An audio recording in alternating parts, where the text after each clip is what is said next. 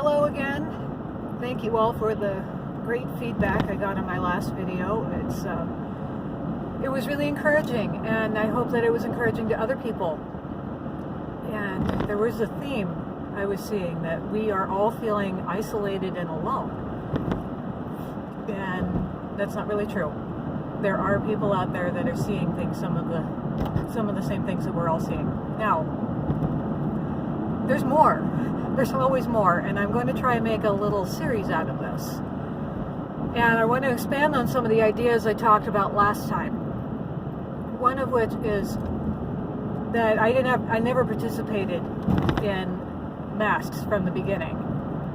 And there's a paradigm I have that led me to that conclusion. And that's the paradigm of default. So when I am faced with a decision, I start with what is default? And do we have evidence that says we should do something other than default? So in this case, what's default? It's barefaced. Barefaced is default.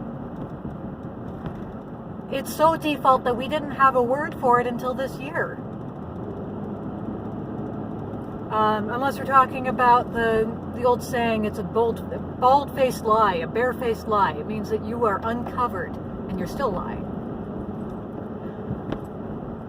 So that's our default. And now, when you're making a decision like that, you need evidence that default isn't going to work. And what I see most often in this discussion is that mask versus no mask is treated like some chocolate or vanilla choice. Like you have two equal options and you have to actively choose one of them. No, one of them is what happens when you do nothing. And that's leaving your face as it is. This is uncovered. This is default. So you need evidence to overcome that. Now there's evidence on an individual level and there's evidence on a population level. I'm most familiar with on an individual level. In childbirth education, we learn the BRAIN acronym when we're talking about making a medical intervention. So B is for benefits. What are the benefits of this intervention? R is for risks. What are all the risks? And sometimes you have to draw out what they all are and how likely any of them are. A is alternatives. What other options do we have? I is intuition. What does your gut tell you about this? And N is nothing. What happens if we do nothing? That's default. And the acronym is just to help you have a more well-rounded informed consent discussion. That didn't happen in March when we were talking about lockdowns and masks and how we're going to change everything. And it's one thing to say each individual person needs to make, we need to have this intervention for an individual person. When you're trying to change default for the entire world, as in everyone needs to now not have a face, you need overwhelming evidence, because population-wide interventions, especially on healthy people, are expensive, and not just in money. They're expensive in resources like the trust that the people have in their leaders. And when you have leaders who change their position, initially the Surgeon General said, no, don't wear masks. And then he changed his mind. Oh, well, science changed. No, it didn't. Politics changed. When you have people like the CDC director saying, well, if we just wore masks for 4, 6, 8, 10, 12 weeks, then this would all be gone. People lose trust in that. So you need to not jerk your people around. You need to go in and say, we have quantified as much as is possible all the risks and benefits, and it comes out on the side of the intervention. None of that was done. And what I hear also is when people say, oh, well, what's the big deal? Just do it. What's the big deal? And I feel like people who say that want it both ways. You want it to simultaneously be, oh, it's just a little mask. What's the big deal? And also the only thing standing between us and complete destruction.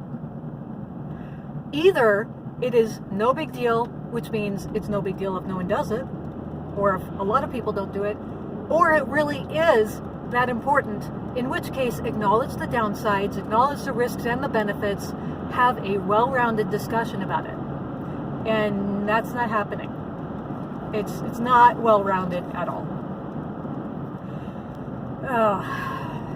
And it's frustrating, especially when you have a good case, maybe on an individual level, to say, this is going to be harmful to me. But it doesn't have to be a horrible thing to try and assert your rights. I have consistently gone mask-free everywhere. I have shopped in 3 mask mandate states. It's New York, Pennsylvania, and Texas. And I've only had a couple of really bad experiences. Now, I'll be honest, there are places I don't go. For instance, I won't get on an airplane. And it has nothing to do with the fear of getting sick. I don't fear getting sick. I kind of look at it the same way I did on 9/12/2001, when I said flying is going to suck now. I don't fear terrorist attacks, I fear TSA. So I'm not flying on airplanes. I hear a lot of people talk about Costco. I personally have never shopped at Costco in my life. Just so happens I've lived in places that didn't have one. So that's no big loss to me. But there are places I don't go. So I don't go in looking for a fight. I do think that's key though. When I do go in, I'm not looking to make a statement. I walk confidently. If there's someone at the door who says, you need a mask, I don't even break stride. I say, actually I can't, and I just keep going. But I'll tell you a couple of the stories I do have, because some of them are instructive, some of them are funny. Because I'm not getting on airplanes, I conquered my fear of long-distance driving this year. I've taken several multi-day road trips. One of them was by myself. Most of them were just me with my kids. I have 5 kids. And the longest one we did was from New York to Texas. We did that in May. And I was a little worried that people were going to run us off the road because we had a New York plate, and that meant that New York was the plague. And our plate didn't say whether we were from New York City, which we were not. But it ended up being fine. And we stayed at hotels, ate at restaurants, and everything was fine. But then we moved from New York to Pennsylvania in the summer, and we took another road trip to Texas. And that time things were different. For instance, we stopped at a hotel in Tennessee. Now, I thought I was being clever. I chose a hotel that was in a smaller town, and it wasn't the nicest hotel. And I paid for the room online.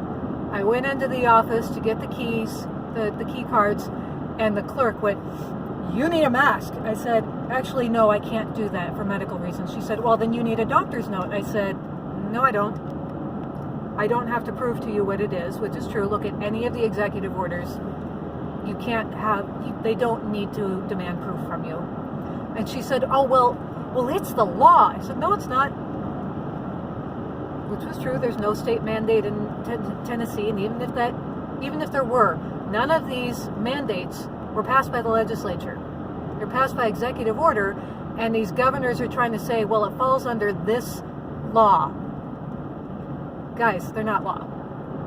Anyway, she went back and forth, and she's saying, well, this is the law. And I finally said, then let them arrest me. And that's when she backed off and gave me the key cards. Not a pleasant experience, though. My kids were kind of traumatized by it. And I said, we were living in a hotel at the time because we'd sold our house and hadn't bought our new house yet. I said, my kids are homeless. We're just trying to get to grandma's house. No, she was having none of it. So that was a little annoying. And the next morning, though, the clerk that was on duty then was very nice. She was exactly what I was expecting to find there. So it ended up being okay. But I said, on the return trip, we're not stopping in Tennessee. We're going to get a hotel room in Kentucky instead. But we did end up stopping at a rest stop. Now, most rest stops are just empty buildings. You go in, do your business, you go out. You don't have to talk to anybody. This one had a guy working behind a desk for some reason. And we walk in. Now, remember, there was no state mandate in Tennessee, but for whatever reason, this guy's sitting behind a desk with plexiglass in front of him, and he's wearing a mask, and he goes, do you all have masks? I said, no, and these kids need to go. And he goes, well, you need a mask. And he had one of those rolls of toilet paper that you put in the dispensers in the bathroom. proceeds to tear off squares with his bare hands, lay them on the counter in front of them, like he's expecting us to put these on our faces. I looked at my kids and I said, run. And they did. They scattered. They ran past him into the bathrooms. And we laugh about that one now. My kids are like, remember that time that we were fugitives who had to pee? But that's when I saw that masks had become more important than people. Your worth as a human being can now be summed up by what you do with your face. And it has nothing to do with how clean, because, oh, that was gross to think about putting those paper towels on our faces. It has nothing to do with how clean or effective it is. It's just about compliance. So, the worst one I had, though, was with a notary. This had to do with buying and selling our house. We needed something notarized and went into a UPS store. And one of the ladies working there was very much on her guard and saying, do you have face coverings? And we said, we medically can't. She went, okay, well, you stay over there. Well, it turned out she was the only notary there. And she was helping the guy in line in front of us, whose mask was down here, nose hanging out, clearly it's gaping off of his face. And he had a little boy, which that's a discussion for another day, what we're doing to our kids. And she's laughing and joking with this guy and his son. And then she finishes up with him, they leave, and then we say we need a notary. And she said, I can't help you. I'm not the notary for you. I said, you're behind glass. I can sign it over there and paper airplane it to you to stamp. And she said, nope, I am not the notary for you. There's another one down the road. And I'll admit, that one got to me. And there was a little punk in line behind us who said, just wear a mask. It's not a big deal. I could have taken him. But that's what they want. They want people to lose their tempers. They want everybody at each other's throats. So that one wasn't pleasant. We did go find another notary and we worked it out. But, and I contacted UPS and they shrugged and said every store is run by individuals. It's not a corporate store. They just use our name. So there's really nothing that they can do about it, which means there's nothing they're willing to do about it. So I'm not going into that store ever again, even if this craziness ever calms down. And then we closed on our house. The clerk who was running that didn't like the idea that we weren't wearing masks, and he said, well, my mother's in the hospital and I want to protect her, so I'm going to take the paperwork out to you and you can sit at this picnic table. Now, it was a pleasant summer day. It's not like it's in the middle of winter. I don't know what these people are going to do in the winter, but we said, okay, fine. So he brought the paperwork out to us. I could count this man's nose hairs as he kept fiddling with the mask that was falling off his face.